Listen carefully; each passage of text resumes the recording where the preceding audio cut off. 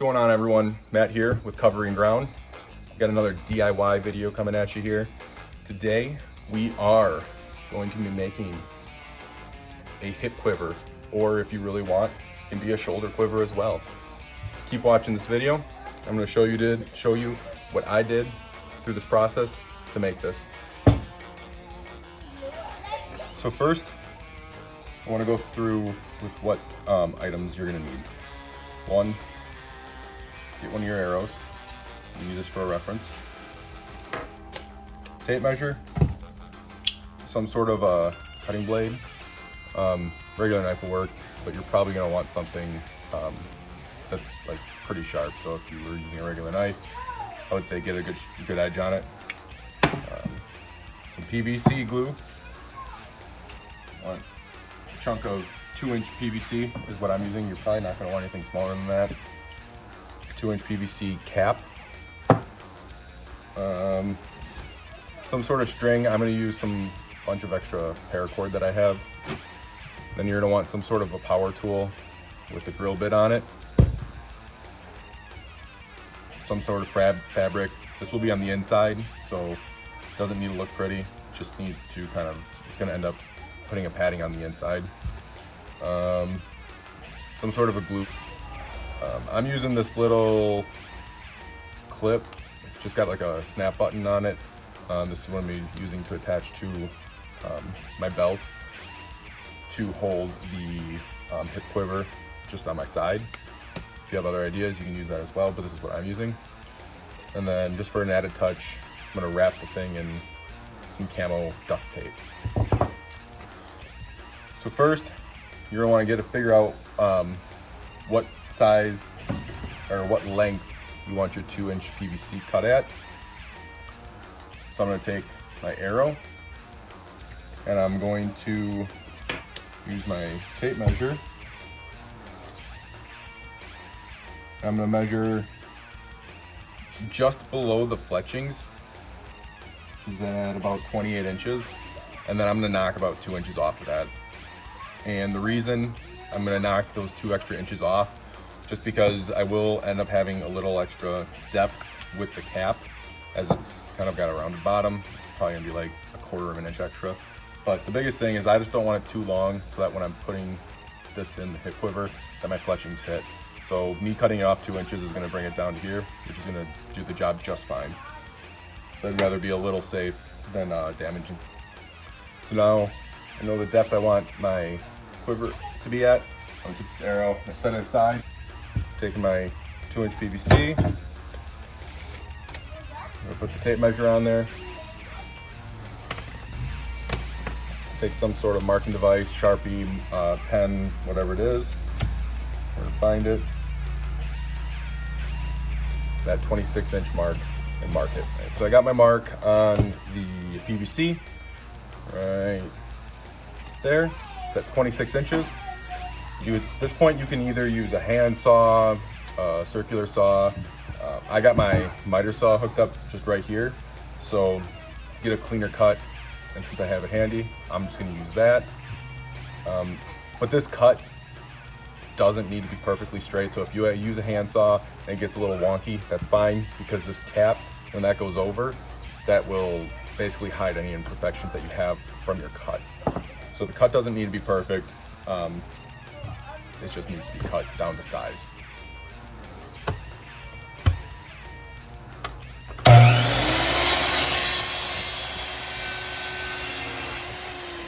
Okay, so we got this cut down to size. Next step we're gonna wanna do is, I am actually gonna wanna cut this thing down the middle. So I'm basically gonna split this thing in half. And the reason I'm doing that is, one, we're gonna end up drilling 2 holes in here to hook it up, to run some paracord through it so you can hook it up. Kind of has like a string to hang from your belt. And the other reason is to get the fabric in there and get it tight to the sides. I was trying to figure out, I could find a way to get the paracord through there, and so it's basically like a knot on the inside. But my struggle is I can't think of a way to get the fabric on the inside, and also so it's tight up against the walls and not just in there loose. So I'm just gonna cut this thing in half. I'm gonna use my hacksaw that I've got. This can also be done with a manual saw, but since I got a power tool, it's gonna go a lot faster, it's gonna be a lot easier. Again, in this case, the cut doesn't need to be pretty, doesn't need to be perfectly down the middle all the way down. Just as long as you have one cut from top to bottom, it doesn't really matter if it's turned a little bit or not. Just because when we get it all back together, there's gonna be a handful of things that's going to keep it in place.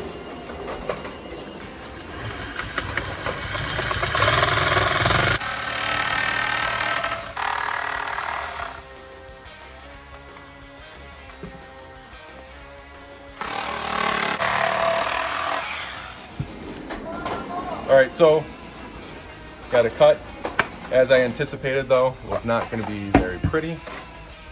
You look, these are, I don't know, maybe it's hard to tell on the camera, but they're not straight at all. One thing I would highly recommend is all these little like burrs that it creates from cutting it, that you clean these off and get them out of there. So I'm just gonna push them out kind of with my thumb. That cleans up a good chunk.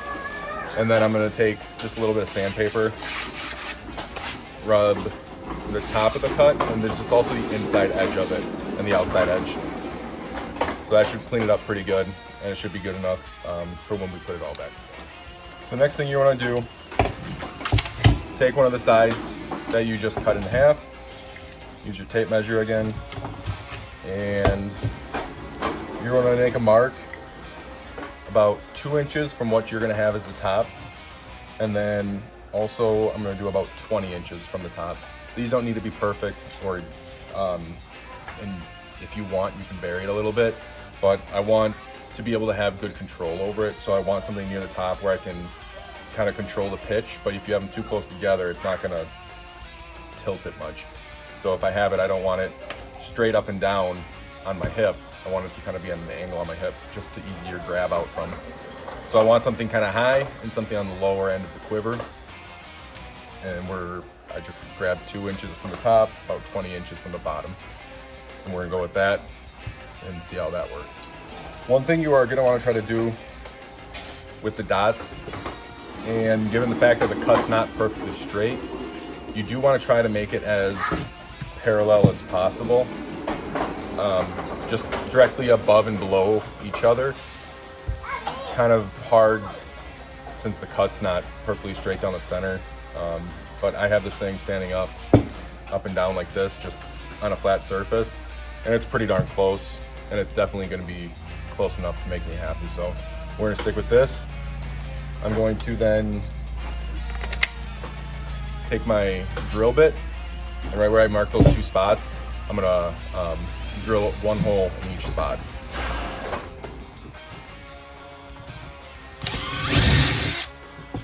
All right, so next step is you're gonna wanna get your paracord tied in. Since I have 18 inches from hole to hole, I cut this at 30 inches. Kind of another random number. Ideally, I'd probably want about an extra 6 inches, so around like 24 inches. But the reason I went longer is because I'm gonna have to tie a knot on the inside of each hole, so that's gonna eat up a decent amount of paracord. So I wanna make sure I have a little extra to play with so I can get those knots in. So then all you're gonna do here, you're just gonna feed the paracord through, like so. And gotta get that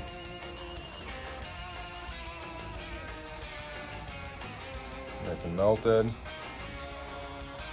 Got that nice little bulb going on there. And I'm just gonna dab it down just a little bit.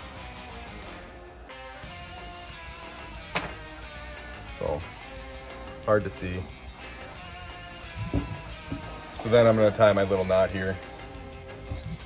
I'm just gonna do a simple overhand knot.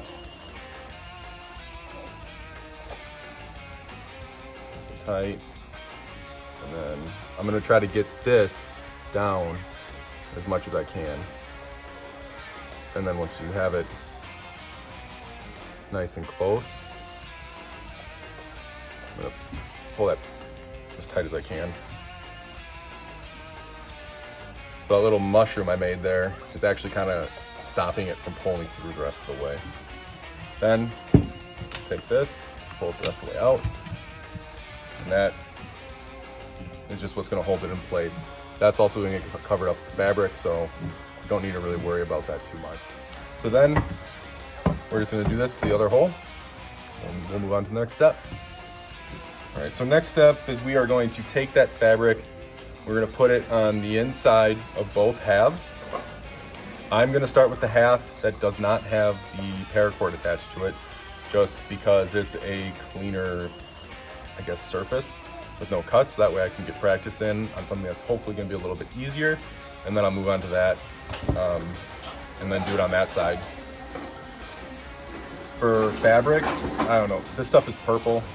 It's an old puzzle like wrap fabric. I don't know, I've never used it, so I'm going to use it for this. So it's still coming in handy.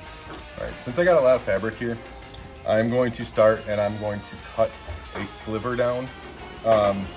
Something that's gonna be more than I need, but just so I'm not working with so much, like such a big chunk of fabric at one time. So I'm gonna cut this sliver down to kind of an idea of something less. So then we got this, which is gonna be more than enough. And then we are going to take this, try to clean it off of any of my sawdust that I've got rolling through here. And then this is where the super glue, this is just some JB Weld. Put that along the inside of the PVC, and then I'm gonna put the fabric on that. It's okay if your fabric is falling off the edge and or the front and back, because we're gonna trim that down later. What we wanna make sure is that we cover the whole surface. So I'm gonna do that. I'm gonna make sure it has a nice seal. Okay, so I have that drying up now with the weld, the JB Weld. What I found to be really handy, because I wasn't really sure what I was gonna do, and I happened to find this hunk of 1-inch PVC laying around. And so I actually just put that on the inside of the 2-inch, and I just kind of rolled it back and forth and let that whole thing kind of rock, and pushed the fabric up against the walls of the PVC. So we're gonna let that sit for a few minutes, and then we're gonna come back and we're gonna cut off all the edges, the excess edges that are overhanging, which is why it didn't matter that we had it nice and clean to start with, because this will just give us a clean edge. This is why when you're doing this, you want to use either a fresh blade, or if you're using a fixed blade, you just use a sharp knife. You just want a nice clean cut. You don't want it to be pulling the fabric or trying to like rip through it. You just want it to slice right on through, so it's not trying to pull this super glue off. All right, so that went pretty well. Got a little fluff kind of around some edges, which is gonna be fine, because all this stuff's gonna end up being hidden anyways. What I did notice though is some of these edges didn't get glued up as well as I thought, but everything else that's in here is glued really good. So I'm just gonna go back with the super glue, kind of peel back some of these edges. You can see it, yeah, like that, and just get some more super glue in there, because I don't want those edges kind of curling in over time, since there are two separate pieces. So I want those edges to definitely have a better glue.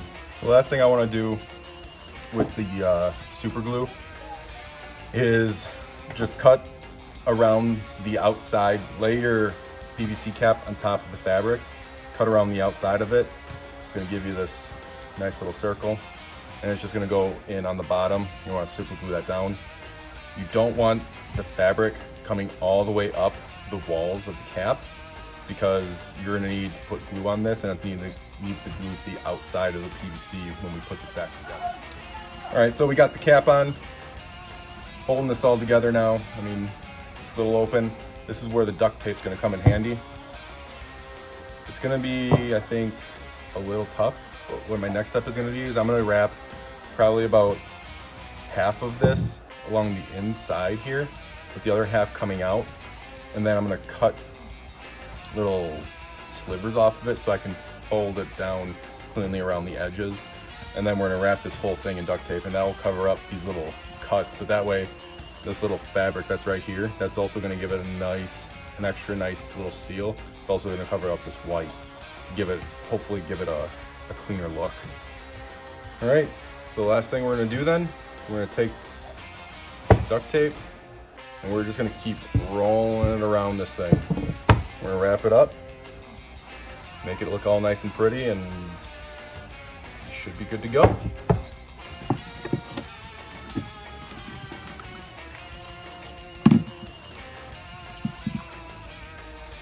All right, and that's a wrap. This is our handy dandy hip quiver. Let out all of our arrows in here. Oh, look at that. You can even throw it over your shoulder if you want. One thing I want to point out that isn't obvious, or my intentions are using it with field points. I will not be putting broadheads in here. Broadheads will probably struggle to fit. They're gonna clank on each other going in and out. They're gonna tear the fabric off. They're gonna dull the broadheads. So I would highly recommend not using broadheads. This is something I wanted to do for target practice with field points. If you guys are interested in this, make sure you check out other videos. We got some other DIY stuff related to hunting. And then we also have all of 2021, our hunt season, and we'll have 2022 coming up in about a month here. So thanks for watching. Check it out, subscribe. Let us know what you like, don't like. This will be our second season in hunting. So any tips, anything you think we should change or should have done differently, we'd love to hear it. Very open to learning. I think it turned out pretty sweet. I'm pretty excited about it. Thanks for watching.